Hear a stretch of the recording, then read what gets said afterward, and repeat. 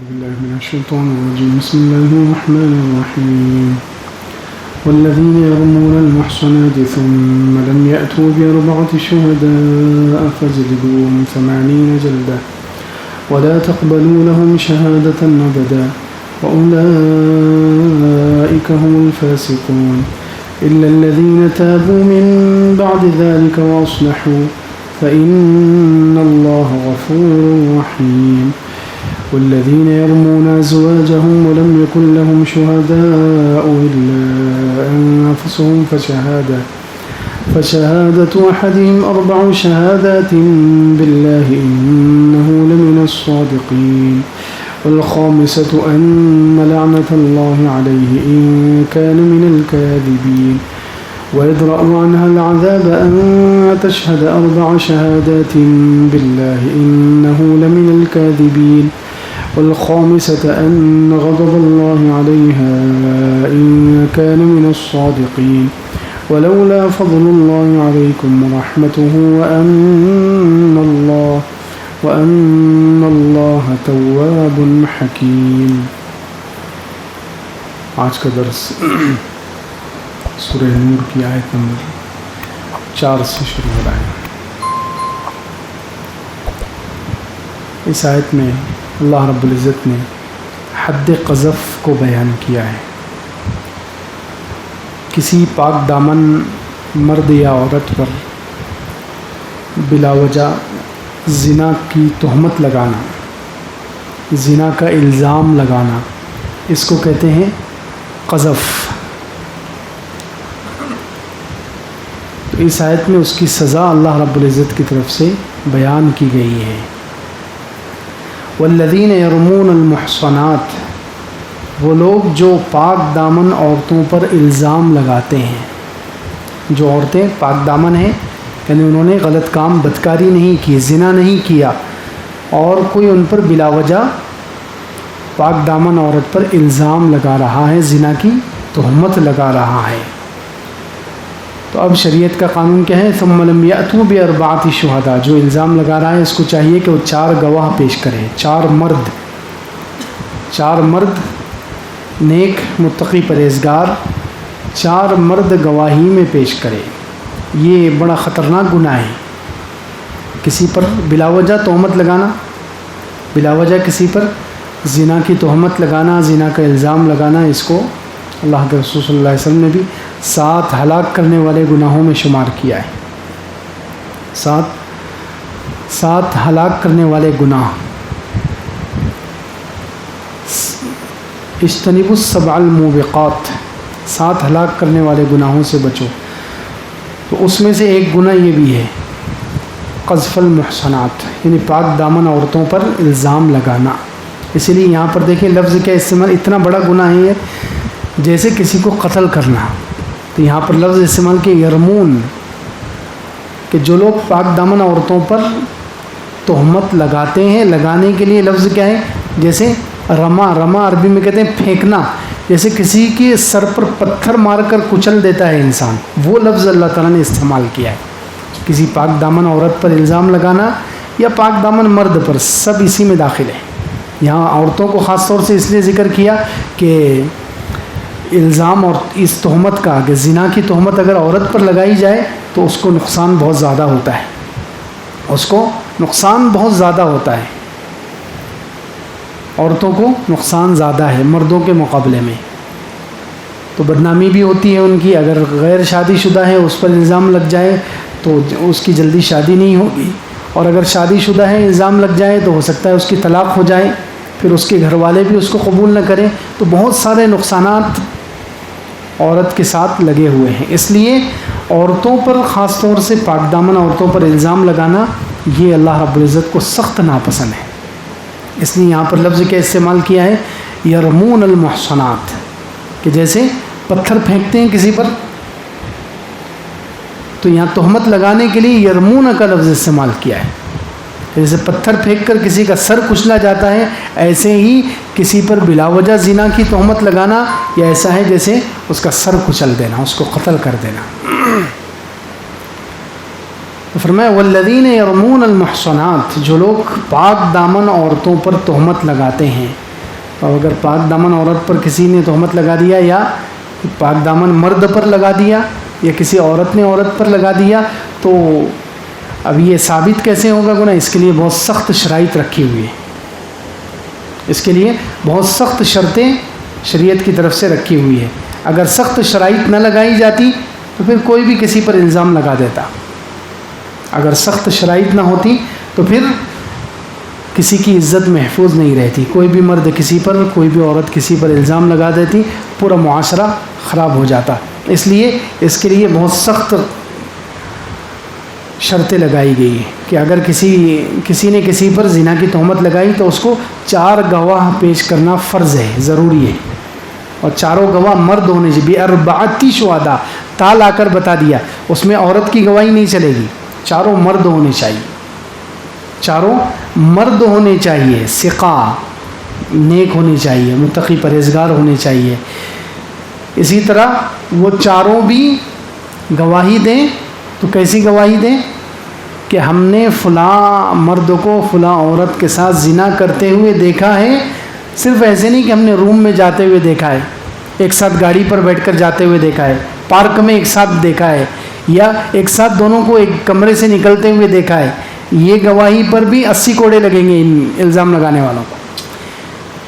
گواہی کیا دینا ہے کہ ہم نے دونوں کی شرمگاہ کو ایک دوسرے کے اندر دیکھا ہے، اتنی سخت گواہی ہے، یہ اگر دیکھا ہے تو پھر گواہی دے سکتے ہیں، ورنہ خاموش رہیں۔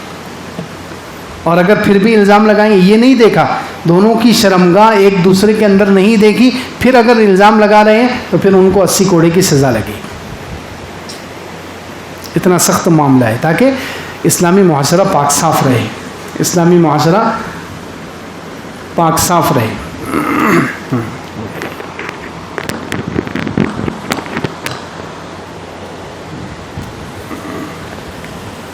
اس لیے اتنی سخت قید لگائی گئی ہے۔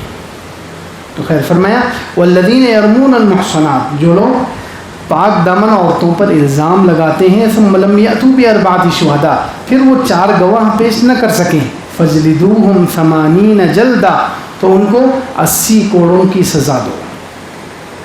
بلکہ یہ معاملہ تو بہت نازک ہے، کسی پر الزام لگانا، تہمت لگانا، یہ اللہ رب العزت کو بھی اتنا ناپسند ہے۔ امام مالک رحمۃ اللہ علیہ جو مشہور امام ہیں، 4 اماموں میں سے، جن کی بہت سارے کروڑوں لوگ ان کی اتباع کرتے ہیں، امام مالک رحمۃ اللہ علیہ، ان کے زمانے میں ایک عورت دوسری عورت کو غسل دے رہی تھی، ایک عورت دوسری عورت کو، مردہ عورت کو غسل دے رہی تھی، تو غسل دیتے دیتے اس عورت نے، جو غسل دینے والی غسالہ ہے، غسل دینے والی عورت، اس نے آس پاس جو عورتیں کھڑی ہوئی تھی، ان سے کہا، اس غسل دینے والی عورت نے، کہ یہ عورت ایسی تھی کہ اس کے فلاں مرد سے ناجائز تعلقات تھے۔ اس نے الزام لگا دیا، غسل دیتے دیتے الزام لگا دیا، تہمت لگا دی کہ اس کے فلاں مرد کے ساتھ تعلقات تھے، حرام تعلقات تھے، یعنی یہ لوگ زنا کرتے تھے آپس میں۔ تو روایتوں میں کہ جیسے ہی اس نے الزام لگایا، اس کا ہاتھ اس کے جسم کے ساتھ چپک گیا، غسل دینے والی عورت کا ہاتھ اس مردہ عورت کے جسم سے چپک گیا۔ اب وہ کھینچ رہی ہے، ساری عورتیں مل کر کھینچ رہی ہیں، نکل ہی نہیں رہا۔ 1 دن گزر گئے، 2 دن گزر گئے، اب لاش میں سے بدبو آنے لگی، سب پریشان ہیں۔ تو کسی نے کہا کہ ایسا کرو کہ یہ غسل دینے والی عورت ہے، اس کا ہاتھ کاٹ دو، اس کا ہاتھ کاٹ دو اور اس کے ساتھ دفن کر دو۔ تو یہ عورت کہاں تیار ہو رہی ہے، عورت بھی تیار نہیں ہوئی اور اس کے گھر والے بھی تیار نہیں ہوئے۔ غسل دینے والی عورت وہ کہے میرا ہاتھ کیوں اس کے ساتھ جائے گا، میں زندگی بھر کیسے پھر افعال معذور کیسے گزاروں گی، وہ تیار نہیں۔ پھر کسی نے کہا کہ اچھا ایسا کرو کہ مردہ عورت کے جسم کا کوئی حصہ جہاں پر چپک گیا ہے اس کا ہاتھ وہ کاٹ دو۔ تو اب مردہ عورت جو تھی اس کے رشتہ دار نہیں مان رہے کہ ایسا ہم کیسے کرنے دیں گے۔ تو امام مالک رحمۃ اللہ علیہ کے پاس گئے لوگ، امام مالک رحمۃ اللہ علیہ سے مسئلہ معلوم کرنے کے لیے امام مالک کے پاس گئے۔ امام مالک رحمۃ اللہ نے پوچھا کہ غسل دینے والی عورت سے پوچھا کہ کیا ماجرا ہے، تم نے اس عورت کے بارے میں کچھ کہا تھا؟ تو اس نے کہا ہاں، میں غسل دیتے دیتے میں نے کہہ دیا تھا کہ اس عورت کے فلاں مرد کے ساتھ ناجائز تعلقات ہیں۔ یہ بولنے کے بعد میرا ہاتھ چپک گیا. تو امام مالک رحمۃ اللہ علیہ نے کہا اس نے غلط تہمت لگائی, تمہارے پاس 4 گواہ ہے؟ کہا نہیں ہے.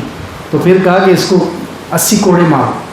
تو جیسے ہی اس کو کوڑے مارے گئے, انہیں 80 کوڑوں پر بھی اس کا ہاتھ نہیں چھوٹا. جیسے ہی 80 کوڑے ہو گئے, ہاتھ چھوڑ گیا. دیکھو اللہ تعالیٰ کی طرف سے قدرتی طور پر الزام لگانا کتنا خطرناک ہے کہ اس کو نقد سزا ملی, بدنامی ہوئی. کسی پر الزام بلا وجہ, زنا کا الزام یہ بڑا سخت ہے. دوسرے جو الزامات ہیں وہ ٹھیک ہے, اس میں تو 2 کی گواہی چل جائے گی, لیکن یہ زنا کی تہمت کسی پر لگانا تو اس کے لیے 4 گواہ چاہیے, اور چاروں مرد ہوں, چاروں ثقہ ہو, یعنی کہ متقی پرہیزگار ہو, اور چاروں کی گواہی کیسی دیں کہ ہم نے ان کو زنا کرتے ہوئے ایسے دیکھا ہے کہ دونوں کی شرمگاہوں کو ایک دوسرے کے اندر دیکھا ہے. کلمیل فی المکحلہ, جیسے سرما دانی میں سلائی ہوتی ہے, اس طریقے سے گواہی دیں, تب جا کر وہ گواہی قبول ہوگی, ورنہ نہیں. تو فرمایا والذین یرمون المحصنات ثم لم یأتوا بأربعة شہداء, جو لوگ پاک دامن عورتوں پر تہمت لگاتے ہیں پھر 4 گواہ نہیں لا سکتے, فجلدوہم 80 جلدہ, تو ان کو 80 کوڑوں کی سزا دو. ولا تقبلوا لهم شہادة ابدا, اور آئندہ کبھی بھی ان کی گواہی قبول مت کرنا. مردود الشہادہ ڈکلیئر ہو جائیں گے جو کسی پر الزام لگائے اور 4 گواہی پیش نہ کر سکیں. 4 گواہ پیش نہ کر سکیں تو ایک تو ان کو 80 کوڑے بھی لگیں گے, اور زندگی بھر ان پر لیبل لگ جائے گا یہ مردود الشہادہ ہے, یعنی ان کی گواہی کہیں بھی قبول نہیں کی جائے گی. اولئک هم الفاسقون, یہ فاسق ہیں. 3 سزائیں اللہ تعالیٰ نے ان کے لیے بتائی. کتنی سزائیں؟ 3 قسم کی سزائیں. ایک تو ہے 80 کوڑے کی سزا, یہ ہے حسی سزا. کیسی سزا؟ حسی, محسوس ہونے والی. 80 کوڑے مارے تو انسان کے بدن کو محسوس ہوگا نا, تو ایک تو حسی سزا ہے. دوسرے ادبی سزا ہے کہ ولا تقبلوا لهم شہادة ابدا, آئندہ کبھی بھی ان کی گواہی قبول مت کرو, یہ ادبی سزا ہے. اور تیسرے اولئک هم الفاسقون, ان پر ٹپا لگے یہ فاسق ہے, یہ دینی سزا ہے. دینی اعتبار سے یہ فاسق ڈکلیئر ہو گئے ہمیشہ کے لیے. اگر توبہ کر لیں گے تو پھر فسق کا تو لیبل ہٹ جائے گا, لیکن گواہی پھر بھی قبول نہیں ہوگی. 3 قسم کی سزائیں. اللہ رب العزت کو کتنا ناپسند ہے یہ عمل, کسی پر الزام لگانا, زنا کی تہمت لگانا کتنا خطرناک عمل. 3 قسم کی سزائیں ان کے لیے اللہ رب العزت کی طرف سے بیان کی گئی ہیں. ایک تو 80 کوڑے کی سزا, حسی سزا, دوسرے ادبی سزا, تیسرے دینی سزا.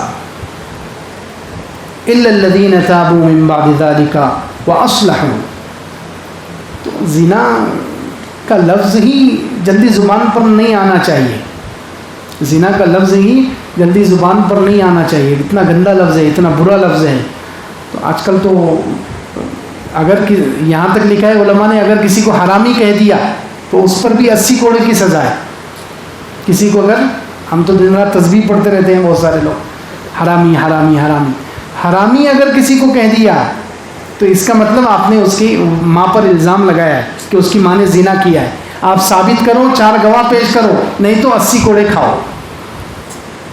کسی کو حرامی کہنا بھی جرم ہے, اس پر 80 کوڑوں کی سزا بنتی ہے. بلکہ صرف زنا کا لفظ, حضرت عمر رضی اللہ عنہ کے زمانے میں, کچھ مفسرین نے کہا حضرت عمر رضی اللہ عنہ کے زمانے میں ایک واقعہ ہوا. 2 آدمیوں کے درمیان جھگڑا ہو رہا تھا. ایک آدمی نے کہا, اپنے امی کی صفائی پیش کرتے ہوئے کہا, اپنے امی کی طرفداری کرتے ہوئے اس نے کہا اپنی ماں کی, والدہ کی, ان امی لیست بزانیہ, میری ماں زناکار تھوڑی ہے, میری ماں زنا کرنے والی تھوڑی ہے. یہ لفظ اس نے کہا, اپنی ماں کی صفائی میں کہا. تو اب اس پر کیس ہو گیا. حضرت عمر رضی اللہ عنہ کی عدالت میں کیس آ گیا کہ اس نے اپنی ماں کے بارے میں یہ کہا کہ میری ماں زنا کرنے والی تھوڑی ہے.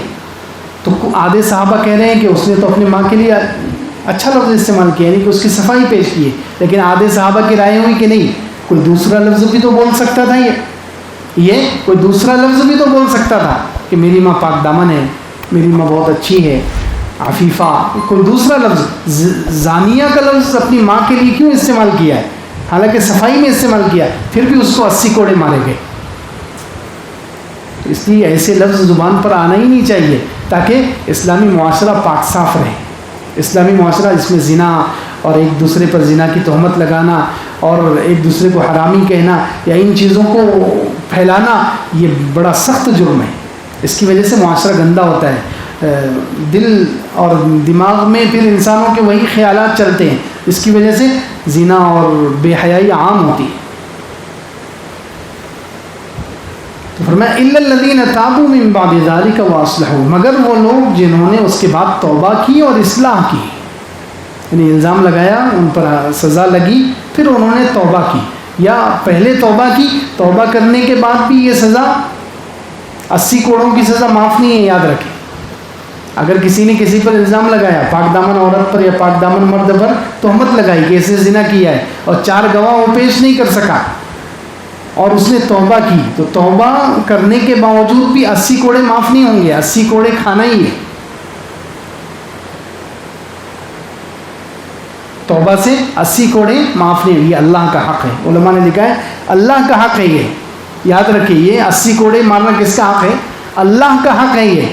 یہ اگر جس پر الزام لگایا ہے، جس مرد پر یا جس عورت پر الزام لگایا، وہ بھی معاف کر دیں تب بھی سزا معاف نہیں ہوگی. 80 کوڑے کھانا ہی ہے.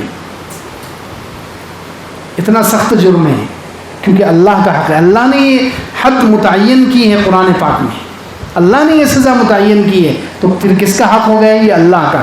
وہ جس پر الزام لگا ہے، تہمت لگے، وہ معاف بھی کر دیں تب بھی یہ سزا معاف نہیں ہوگی. 80 کوڑے کھانا ہی ہے. اس کے بعد توبہ کریں. تو توبہ کریں. الا الذین تابوا من بعد ذلک واصلحوا، مگر وہ لوگ جو توبہ کر لیں اس کے بعد اصلاح کریں. یعنی اس کے بعد ان کی زندگی پھر اچھی، پھر کسی پر الزام نہ لگائیں، ان پر کئی سال گزر جائیں، تب جا کر وہ فسق سے نکلیں گے. فاسق جو ان کا نام کے آگے جو لگا دیا گیا، فاسق ان کو ڈکلیئر کر دیا گیا، جو ان پر لیبل لگ گیا ہے، وہ لیبل کب ہٹے گا؟ توبہ کریں اور اس کے بعد وہ اصلاح کریں، اپنا معاملہ درست کر لیں، آئندہ کسی پر کئی سال الزام وغیرہ نہ لگائیں. تب جا کے فإن اللہ غفور رحیم، اللہ تعالیٰ معاف کرنے والا، رحم کرنے والا. کچھ مفسرین، کچھ علماء اور ائمہ کہتے ہیں کہ اگر اس نے توبہ کر لی اور اپنی اصلاح کر لی، اپنے معاملہ صحیح کر لیے، تو آئندہ پھر اس کی گواہی لے سکتے ہیں. لیکن امام ابو حنیفہ رحمۃ اللہ علیہ کہتے ہیں کہ نہیں، ایک مرتبہ اس کو اللہ تعالیٰ نے کہہ دیا وَلَا تَقْبَلُوا لَهُمْ شَهَادَةً ابدا کا لفظ ہے کہ تم کبھی بھی اس کی گواہی قبول مت کرو. چاہے اس نے توبہ کر لی، اپنی اصلاح کر لی، تو ٹھیک ہے، اس کا گناہ تو معاف ہو جائے گا اور اس کے اوپر جو فسق کا لیبل لگا ہے وہ ہٹ جائے گا، لیکن گواہی اس کی پھر زندگی پر کبھی قبول نہیں ہو سکتی. جس نے ایک مرتبہ کسی پر بلا وجہ تہمت لگا دی، الزام لگا دی. امام حنیفہ رحمۃ اللہ علیہ یہ آیت کی وجہ سے کہتے ہیں. باقی ائمہ، امام شافعی رحمۃ اللہ علیہ وغیرہ کہتے ہیں کہ اگر اس نے توبہ کر لی ہے، اصلاح کر لی ہے، تو اللہ تعالیٰ اس کے گناہ کو بھی معاف کر دے گا اور اس کی گواہی لی جا سکتی ہے. لیکن امام ابو حنیفہ رحمۃ اللہ علیہ کا مسلک یہ ہے کہ نہیں، اس کی گواہی کبھی بھی نہیں لی جا سکتی، ہمیشہ کے لیے وہ مردود الشہادہ ہو گیا. والذین یرمون ازواجہم ولم یکن لہم شہداء الا انفسہم فشہادۃ احدہم 4 شہادات باللہ انہ لمن الصادقین. اب پہلے تو اللہ تعالیٰ نے بیان کیا ان لوگوں کا جو دوسری اجنبی عورتوں پر تہمت لگاتے ہیں.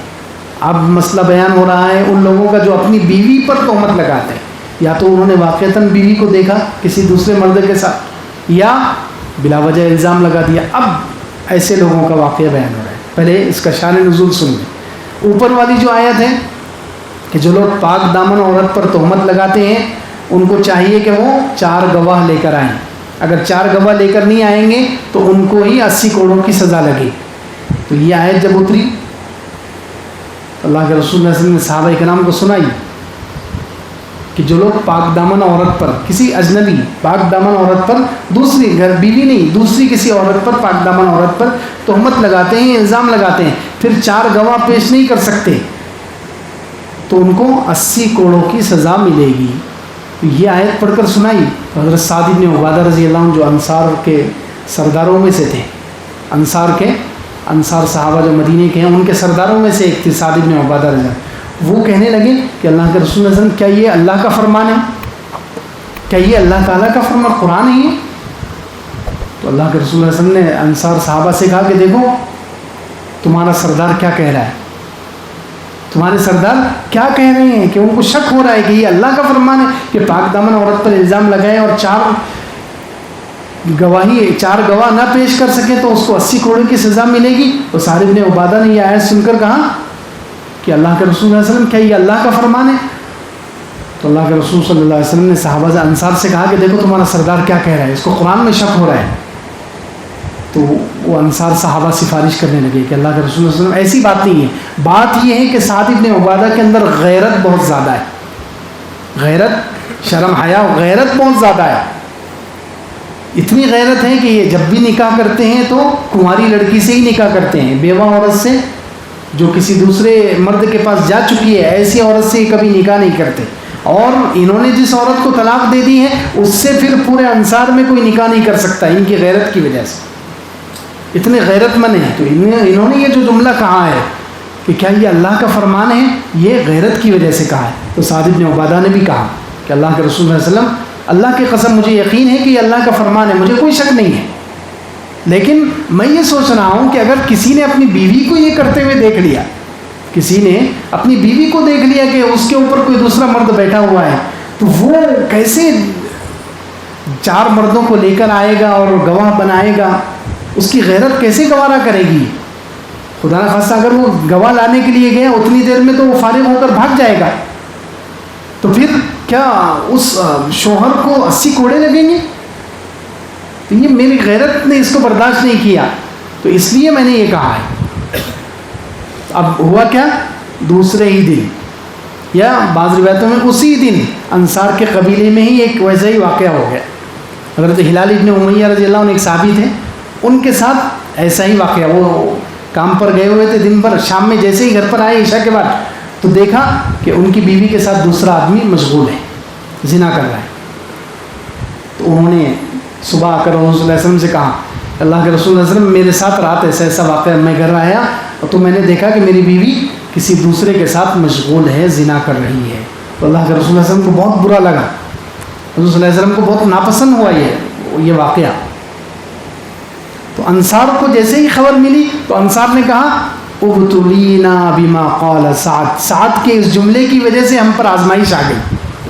سعد نے کہا تھا اس کے جملے کی وجہ سے کہ ایسے کیسے ہو سکتا ہے، تو اس کے جملے کی وجہ سے ہم پر آزمائش آ گئی.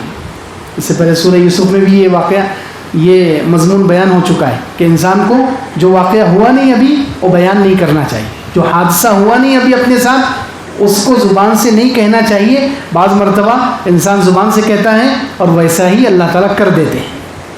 جیسے گھر سے بچہ نکل رہا ہے تو ارے مت جا ایکسیڈنٹ ہو جائے گا، یہ نہیں ہوا تو کیوں بلا وجہ کہہ رہے ہیں آپ، ارے کوئی پکڑ کر لے کر چلا جائے گا، یوں ہو جائے گا. جو چیز ابھی ہوئی نہیں، جو حادثہ ہوا نہیں، اس کو زبان سے نہیں بولنا چاہیے. حضرت یعقوب علیہ السلام نے کہا تھا، حضرت یعقوب علیہ السلام نے کہا تھا اپنے بچوں سے، جب ان کے بچوں نے کہا کہ چھوٹے بیٹے کو آپ کے یوسف کو ہمارے ساتھ بھیجیے، حضرت یعقوب علیہ السلام، واقعہ نہیں ہوا ابھی لیکن حضرت یعقوب علیہ السلام نے چپ تو بھی کہہ دیا کہ مجھے ڈر ہے کہ اس کو کہیں بھیڑیا نہ کھا لے. تو دوسرے دن کیا ہوا، بھائی اس بیٹے کو لے کر گئے اور انہوں نے اس بات کو ذہن میں بٹھا لیا کہ ابا نے اچھا بہانہ دے دیا ہم کو کہ ہم اس کو یا تو کنویں میں ڈال دیں گے، بیچ دیں گے، کچھ کریں گے اور جا کر بول دیں گے بھیڑیا کھا لیا. ویسا ہی ہو گئے.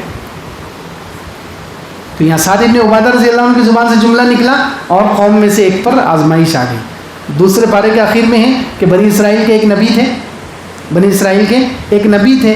بنی اسرائیل کے اس نبی نے اپنی قوم سے کہا، نہیں، بنی اسرائیل نے اپنی نبی سے کہا جب ان پر بہت سارے حادثات آئے، بہت کافروں نے ان کو بہت مارا، تو بنی اسرائیل نے اس نبی سے کہا اذ قالوا لنبی لهم ابعث لنا ملکا نقاتل فی سبیل اللہ.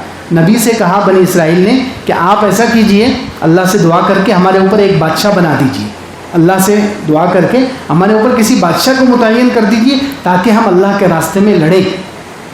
یہ کافر لوگ بار بار ہم پر حملہ کر رہے ہیں، کافر لوگ ہمارے اوپر بار بار حملہ کر رہے ہیں، تو آپ ایک بادشاہ متعین کر دیجئے تاکہ ہم اس بادشاہ کے ساتھ مل کر کافروں سے جہاد کریں، لڑیں. تو اس نبی کی زبان سے کیا نکل گیا، قال هل عصیتم ان کتب علیکم القتال والا تقاتلوا، کہیں ایسا نہ ہو کہ اللہ تم پر جہاد فرض کر دیں اور تم پھر نہ لڑو. ابھی ہوا نہیں واقعہ لیکن انہوں نے کہہ دیا کہ کہیں ایسا نہ ہو جہاد فرض ہو گیا تو پھر تم پیچھے ہٹ جاؤ گے، پھر معاملہ گڑبڑ ہو جائے گا، اللہ کا حکم ٹوٹے گا، پھر عذاب آئے گا. یہ ان کا کہنا ڈرانے کے لیے انہوں نے کہا، لیکن ہوا کیا؟ جب جہاد فرض ہوا تو واقعتاً اکثر لوگوں نے ان میں سے جہاد نہیں کیا. فلما کتب علیہم القتال تولوا، جب ان پر جہاد فرض ہو گیا تو سب پیٹ پھیر کر بھاگ گئے، الا قلیلا، مگر صرف 313 باقی رہے. دیکھیے جو واقعہ ہوا نہیں اس کو نبی کی زبان سے نکل گیا تو ویسا ہی ہو گیا. تو یہاں بھی انسان کوئی حادثہ ہوا نہیں اس کو بولنا نہیں چاہیے. کوئی حادثہ جب تک پیش نہیں آیا جب تک اس کو زبان سے ادا نہیں کرنا چاہیے، ورنہ کبھی کبھی اللہ تعالیٰ آزمائش میں ڈال دیتے ہیں زبان کے جملوں کی وجہ سے، زبان کے جملوں کی وجہ سے. تو خیر یہاں سعد بن عبادہ رضی اللہ عنہ نے کہا تو حضرت ہلال کے ساتھ واقعہ پیش آ گیا. تو حضرت ہلال آئے اور حضرت ہلال نے حضور صلی اللہ علیہ وسلم کے سامنے آ کر کہا کہ میری بیوی نے ایسا ایسا کیا. تو اب ابھی تک یہ آیت نہیں اتری تھی. یہ جو آیت ہے اب آیت نمبر 6 جس میں شوہر اگر اپنی بیوی پر الزام لگائے تو اس کے لیے اللہ تعالیٰ نے ایک الگ راستہ نکالا ہے. 4 گواہ ہیں، 4 گواہ اگر نہیں پیش کر سکتا ہے تو پھر ڈائریکٹ سزا نہیں ہے، ڈائریکٹ سزا نہیں ہے. میاں بیوی کے معاملے میں یہ ہے کہ پھر دونوں میاں بیوی 5 اللہ کے نام کی قسمیں کھائیں گے. یہ راستہ اللہ تعالیٰ نے نکال دیا، یہ راستہ. لیکن اجنبی عورت پر اگر کوئی الزام لگائے تو وہاں تو 4 گواہ پیش کرو، نہیں تو دوسرا آپشن سیدھا 80 کوڑے کی سزا ہے، 80 کوڑے کی سزا ہے. تو خیر جیسے ہی حضرت ہلال کے ساتھ واقعہ پیش آیا، حضرت ہلال نے آ کر حضور صلی اللہ علیہ وسلم کے سامنے بیان کیا تو حضور صلی اللہ علیہ وسلم نے چہرہ پھیر لیا اور کیا فرمایا؟ 4 گواہ پیش کرو. ہلال سے کہا، حضرت ہلال سے کہا یا تو 4 گواہ پیش کرو یا تو اپنی پیٹھ تیار کرو، تم کو 80 کوڑے لگیں گے. کیونکہ جب تک سب کے لیے یہی حکم تھا، اجنبی عورت پر الزام لگاؤ یا اپنی بیوی پر الزام لگاؤ تو 4 گواہ پیش کرو نہیں تو 80 کوڑے کھاؤ. تو اللہ کے رسول صلی اللہ علیہ وسلم نے ان سے کہا یا تو 4 گواہ پیش کرو ہلال، نہیں تو 80 کوڑے کھانے کے لیے تیار ہو جاؤ. اور حضرت ہلال کا اللہ سے تعلق دیکھو، بہت عجیب صحابی ہے یہ. حضرت ہلال رضی اللہ عنہ نے کہا کہ اللہ کے رسول صلی اللہ علیہ وسلم اللہ کی قسم میں سچا ہوں اور اللہ کی قسم مجھے امید ہے کہ اللہ میرے بارے میں قرآن اتارے گا اور میری پیٹھ کو کوڑے کھانے سے بچا لے گا. عجیب اللہ سے تعلق، ان کو اللہ سے اچھا گمان، حسن ظن اللہ کے ساتھ. انہوں نے کہا اللہ کی قسم کا کر گا کہ اللہ کی قسم اللہ ضرور قرآن اتارے گا، وہی اتارے گا اور مجھے میری پیٹھ کو 80 کوڑے کھانے سے بچا لے گا. یہ انہوں نے کہا اور پھر فوراً تھوڑی دیر کے بعد وہی آنا شروع ہو گئی. سارے صحابہ کرام حضور صلی اللہ علیہ وسلم کی اس کیفیت کو پہچانتے تھے. جب وہی آتی تھی تو حضور صلی اللہ علیہ وسلم کی کیا کیفیت ہوتی تھی سب کو معلوم تھا. سب نے دیکھا کہ وہی آنا شروع ہو گئی، سب خاموش ہو گئے، سب خاموش ہو گئے کہ دیکھیں کیا اترتا ہے، کیا اللہ کی طرف سے وہی آتی ہے. سب خاموش ہو گئے. جیسے ہی وہی بند ہوئی اللہ کے رسول صلی اللہ علیہ وسلم نے فرمایا اے ہلال تو خوش ہو جا، ہلال تیرے لیے خوشخبری ہو، اللہ نے تیرے لیے راستہ نکال دیا ہے، اللہ نے تیرے لیے راستہ نکال دیا ہے. اللہ تعالیٰ نے ان کے لیے راستہ نکال دیا اور ان کی وجہ سے سب کے لیے کتنی سہولت ہو گئی، سب کے لیے کتنی سہولت ہوگی. اجنبی عورت کو ٹھیک ہے، اجنبی عورت کو کسی نے زنا کرتے ہوئے دیکھا، اس کے پاس 4 گواہ نہیں ہیں، 4 گواہ نہیں ہیں تو وہ ظاہر سی بات ہے خاموش بیٹھ سکتا ہے. وہ کہے گا جانے تو دوسرے کی بیوی ہے، میں چپ بیٹھ جاتا ہوں. 4 گواہ نہیں ہیں تو 80 کوڑے کھانے سے بہتر ہے کہ خاموش ہو جاؤ. لیکن اپنی بیوی کو اگر کوئی زنا کرتے ہوئے دیکھے اور 4 گواہ نہ ہو تو آدمی کیسے خاموش بیٹھے گا؟ یا تو 4 گواہ لا کر اس کو عدالت میں پیش کرو، اگر 4 گواہ نہیں ہے تو پھر زندگی بھر برداشت کرو. کتنی بری بات تھی. زندگی بھر انسان کیسے اس عورت کو اپنے ساتھ رکھنے پر تیار ہوگا، کیسے آدمی کی غیرت اس کو برداشت کرے گی. تو اللہ رب العزت نے دیکھیے کتنا بہترین راستہ نکالا ہے کہ میاں بیوی کے لیے اللہ تعالیٰ نے ایک دوسرا آپشن بھی رکھا ہے. 4 گواہ پیش کرو، اگر 4 گواہ نہیں ہے تو پھر کیا کرنا ہے وہ اللہ رب العزت نے یہاں پر بتایا. فرمایا والذین یرمون ازواجہم ولم یکن لہم شہداء الا انفسہم، جو لوگ اپنی بیویوں پر تہمت لگاتے ہیں اور ان کے پاس گواہ 4 گواہ نہیں ہیں، ان کے پاس گواہ نہیں ہے مگر خود ان کی ذات. ظاہر سی بات ہے گھر میں بیوی کو اگر کوئی زنا کرتے ہوئے دیکھے گا تو اکیلا ہی دیکھے گا، بیوی کے پاس کوئی 4 آدمی تھوڑی لے کر آئے گا. تو اگر کوئی جو لوگ اپنی بیویوں پر الزام لگاتے ہیں، تہمت لگاتے ہیں، ولم یکن لہم شہداء الا انفسہم، اور نہیں ہے ان کے پاس گواہ مگر خود ان کی ذات، فشہادۃ احدہم 4 شہادات باللہ انہ لمن الصادقین، تو ان میں سے کیا کریں گے وہ لعان کریں گے. اس کو عربی میں لعان کہتے ہیں، ملاعنہ یا لعان. لعان کیسے کیا جائے گا کہ مرد پہلے کھڑا ہوگا اور کھڑا ہو کر 5 قسمیں کھائے گا اللہ کی، اللہ کے نام کی قسمیں، 4 قسمیں کھا کر کہے گا کہ میں سچا ہوں. 4 قسمیں کھا کر کہے گا کہ میں نے جو بیوی پر تہمت لگائی ہے کہ میں نے اس کو زنا کرتے ہوئے دیکھا ہے، اس بات میں میں سچا ہوں، اللہ کی قسم، اللہ کی قسم کھا کر 4 مرتبہ کہے گا کہ میں نے جو بیوی کے بارے میں بات کی ہے کہ اس نے زنا کیا ہے، میں اس بات میں سچا ہوں۔ فشہادۃ احدہم، ان میں سے ایک کی گواہی ہے 4 شہادات باللہ، 4 مرتبہ وہ اللہ کا نام لے کر قسم کھا کر گواہی دے گا انہ لمن الصادقین، کہ وہ سچا ہے، وہ جو بیوی کے بارے میں بول رہا ہے وہ سچا ہے۔ اور 5ویں قسم کھائے گا والخامسۃ ان لعنۃ اللہ علیہ ان کان من الکاذبین، 5ویں قسم کھا کر کہے گا کہ اللہ کی قسم اگر میں جھوٹا ہوا تو اللہ کی مجھ پر لعنت۔ یہ 5 قسمیں شوہر کھائے گا پہلے، 4 قسمیں کھا کر کہے گا کہ میں اپنی بات میں جو میں نے بیوی پر الزام لگایا اس میں سچا ہوں، اور 5ویں قسم کھا کر کہے گا کہ اگر میں جھوٹا ہوں تو اللہ کی مجھ پر لعنت۔ اب بیوی کی باری آئے گی، تو بیوی اگر بیوی نے شوہر کی قسمیں سن کر اور اس کے الزام سن کر قبول کر لیا کہ واقعتاً میں نے زنا کیا ہے، پھر تو اس کو سنسار کر دیا جائے گا۔ لیکن اگر وہ ماننے کے لیے تیار نہیں، وہ کہہ رہی ہے کہ شوہر جھوٹ کہہ رہا ہے، تو اس کو بھی 5 قسمیں کھانی پڑے گی۔ وَيَدْرَأُ عَنْهَا الْعَذَابَ، اور بیوی اپنے اوپر سے عذاب کو، یعنی دنیاوی سزا کو ہٹائے گی یہ گواہی دے کر، ان تشہد 4 شہادات باللہ، 4 مرتبہ وہ اللہ کے نام کی قسم کھا کر کہے گی انہ لمن الکاذبین، کہ میرا شوہر جھوٹا ہے۔ 4 مرتبہ وہ اللہ کی قسم کھا کر کہے گی کہ اس نے جو مجھ پر الزام لگایا ہے وہ بالکل جھوٹا الزام ہے، یہ جھوٹا ہے اپنی بات میں۔ والخامسۃ ان غضب اللہ علیہا، اور 5ویں قسم کھا کر کہے گی کہ اگر میرا شوہر سچا ہے تو مجھ پر اللہ کا غصہ ہو۔ 5ویں قسم کھا کر کہے گی ان غضب اللہ، کہ مجھ پر اللہ کا غصہ ہو، ان کان من الصادقین، اگر شوہر اپنی بات میں سچا ہے، شوہر نے جو الزام لگایا اس میں اگر وہ سچا ہے تو پھر مجھ پر اللہ کا غضب ہو۔ اب پھر حکم کیا ہے کہ جیسے ہی اگر دونوں نے 5 قسمیں کھا لی تو پھر اللہ کے رسول صلی اللہ علیہ وسلم کا حکم یہ ہے، اللہ کے رسول صلی اللہ علیہ وسلم نے ہلال ابن امیہ اور ان کی بیوی کے درمیان جدائی کر دی، دونوں خود بخود ایک دوسرے سے الگ ہو جائیں گے۔ پہلا حکم یہ ہے کہ دونوں کے بیچ میں جدائی ہو جائے گی۔ دوسرا حکم، اب ہمیشہ کے لیے دونوں ایک دوسرے سے نکاح نہیں کر سکتے، ہمیشہ کے لیے ایک دوسرے پر حرام ہو جائیں گے۔ اگر دونوں نے 5 قسمیں کھا لی تو پھر یہ دونوں بھی ہمیشہ کے لیے ایک دوسرے پر کیا ہو گئے؟ حرام ہو گئے۔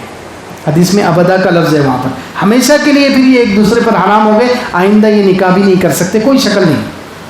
تو ایک تو دونوں میں تفریق ہو جائے گی، جدائی کی کر دی جائے گی، اور دوسرے ہمیشہ کے لیے ایک دوسرے پر حرام ہو جائیں گے، اور تیسرے اگر اس کے بعد بچہ ہوا تو وہ صرف عورت کا کہلائے گا، باپ کی طرف اس کی نسبت نہیں کی جائے گی۔ اس کے بعد اگر بچہ ہوا، حمل تھا اور بچہ ہو گیا تو اس کی نسبت باپ کی طرف نہیں ہوگی، باپ کے خاندان کی طرف نہیں ہوگی، صرف عورت کی طرف نسبت ہوگی۔ تو فرمایا 5ویں قسم کھا کر وہ کہے گی ان غضب اللہ علیہا، کہ اللہ کا غصہ ہو اس پر اگر شوہر سچا ہے۔ ولولا فضل اللہ علیکم ورحمتہ وان اللہ تواب حکیم، اگر اللہ کا فضل تم پر نہ ہوتا اور اس کی رحمت نہ ہوتی تو کیا حال ہوتا؟ اللہ نے دیکھو میاں بیوی کے لیے راستہ نکالی، اللہ کا فضل ہے، اللہ کی رحمت ہے۔ اگر جیسے عام اجنبی عورت پر الزام لگانے کے بعد 4 گواہی پیش کرنا ضروری ہے، اگر نہیں ہے تو پھر ڈائریکٹ 80 کروڑ کی سزا ہے۔ اگر میاں بیوی میں بھی ایسا ہوتا تو ہم مسلمان کتنے پریشان ہو جاتے، حرج میں، انسان حرج میں پڑ جاتے، نقصان میں پڑ جاتے، مصیبت میں پڑ جاتے۔ تو اللہ رب العزت نے اپنے فضل سے، اپنی رحمت سے میاں بیوی کے لیے ایک راستہ نکال کر ان کو حرج سے بچا لیا، نقصان سے بچا لیا، بڑی مصیبت سے بچا لیا۔ ولولا فضل اللہ علیکم ورحمتہ، اگر اللہ کا فضل نہ ہوتا تم پر اور اس کی رحمت نہ ہوتی، وان اللہ تواب حکیم، اور اللہ تعالیٰ تو ہے ہی توبہ قبول کرنے والا، حکمت والا ہے۔